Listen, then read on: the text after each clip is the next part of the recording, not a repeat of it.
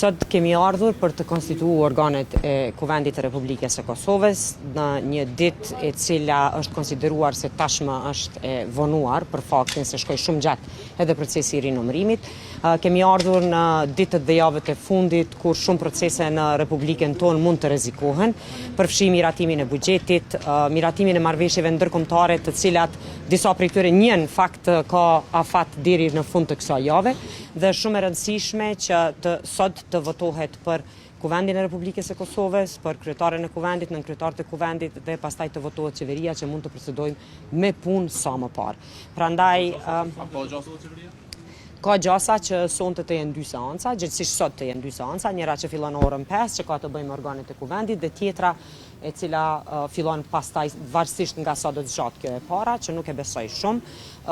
Është për të përshëndetur qasja bashkëpunuese e gjitha grupeve politike të përfaqësuara në Kuvend në mbledhjen e djeshme,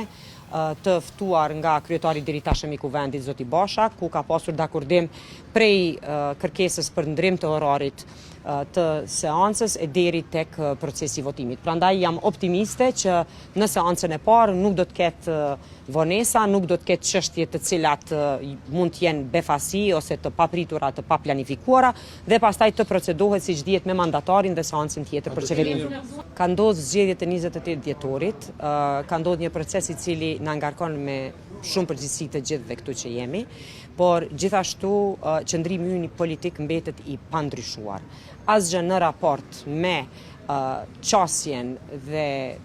mosbesimin që e kemi ndaj çfarë do komunikimi ose bashkëpunimi me këtë grupim politik që fatkeqësisht deri më tani ka tregu vetëm kundërshti në raport me interesin e Kosovës, asgjë nuk ka ndryshuar. Interesi i Kosovës është mbi të gjitha dhe ajo çfarë duhet të ndodhë sot është të ruhet mbarvajtja e jetës institucionale, interesat e mira punëtorëve dhe gjithë atyre që janë në shërbim të këtij vendi, në sektorin publik, por edhe në sektorin privat, e natyrisht edhe të procedohet me ato obligime që i kemi, që mund të kishim kryer para datës 28 dhjetor, ato të cilat u kërkua e u lutën shumë herë, edhe partitë e opozitës, edhe nga ana jon, edhe nga ana e presidentes për votimin e marrëveshjeve ndërkombëtare, afati të cilave s'ka don tepër shpejt.